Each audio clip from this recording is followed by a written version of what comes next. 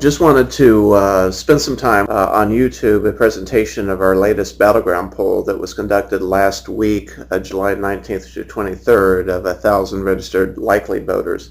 The poll was released this morning by Democrat pollster Celinda Lake and myself at a breakfast with 23 of the national media print reporters, but thought it might be good to put on YouTube the actual full presentation so that you can see for yourself some of the numbers and some of the points that were made that may not be covered in the news reports.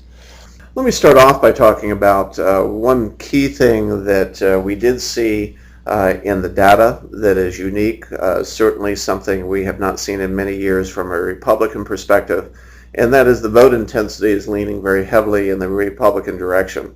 There is a tendency with the American public to scream with alarm rather than point with pride, which is why very often incumbents have more pressure on them because there's not as much rallying around them as there is criticism and intensity on the out party.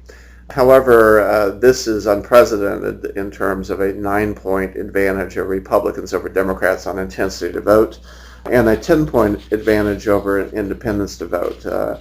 That in an election where about 50% of registered voters vote in a non-presidential year compared to 70%, this is going to become a major factor on turnout and who the electorate is kind of composed of.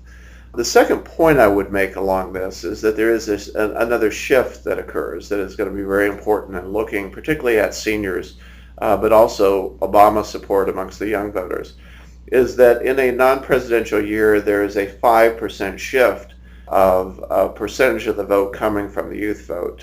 In the 2008 presidential election, it was 18% of the electorate were young voters under the age of 30. That drops down in a non-presidential year to about 12%. As for seniors, you see the opposite effect. You see seniors grow from about 28%, at least that's historically what we have seen in the last several off-year elections, non-presidential elections, to about 33%. So that represents a 10% shift from young voters as a percentage of the electorate to senior voters as a percentage of the electorate. That again will have some impact on the outcome in the upcoming election, particularly surrounding issues like taxes, spending, and healthcare. One of the traditional things we look at is direction of the country. Today we have 38% of the electorate saying that they feel the country is going in the right direction, 51% believing that the country is off on the wrong track. When you look at that demographically, you do see some interesting mixes. Republicans 84-9 saying the country is off on the wrong track. Independent voters 55 to 27, Democrats at 19%, wrong track 70% right direction. One of the things that I will be pointing out throughout this presentation, something that is another key factor and will continue to be in the upcoming 2 years, is where are independents. Independents over the last few years have been teaming up with Democrats, leaning more towards the same thinking on issues, the same responses as many Democrats. What we see in this data is they now have shifted back over and are leaning more towards the thinking, the policies, and the direction that Republicans are coming from. We looked at it here in terms of the age cohorts. You do see a difference. The 18 to 34-year-old age group, a group that voted over 30% net advantage for President Obama in the past election over McCain, seeing the country going in the right direction by 53 to 39. With every other age group, the belief is the country's off on the wrong track. 35 to 44-year-olds, 50 to 37, 45 to 64-year-olds, 50 to 41, 65 plus, 55% wrong track, only 32% right direction. Another major shift that we have seen is what we call the generic congressional ballot. The election for Congress was held today, and you had to make a choice who would you be voting for, the Republican candidate or the Democrat candidate generically.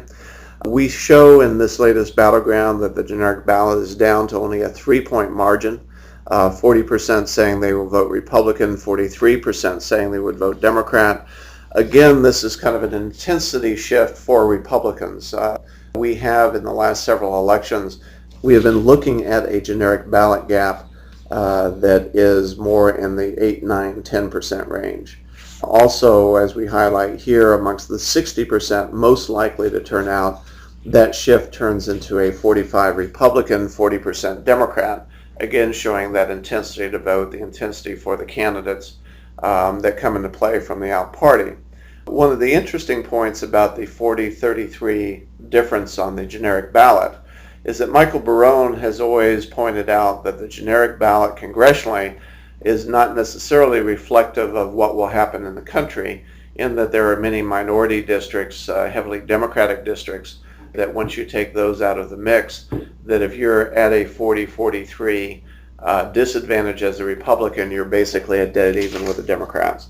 That's not to imply that we have enough campaigns in place to take back Congress, but it certainly does mean that the playing field will be tilted for the first time in many years back in the direction of Republicans. In fact, if you look at it compared to September of 06, we reached a height of 8%, an 8% deficit. Democrats were at 49%, Republicans at 41%, and that was the week before the Foley issue hit, which drove that generic ballot even deeper for Republicans. The interesting question we have asked over time, do you prefer divided government or do you like unified government where Congress and the White House is controlled by the same party? The interesting thing is very often you'll see public polls asking this question in a presidential year.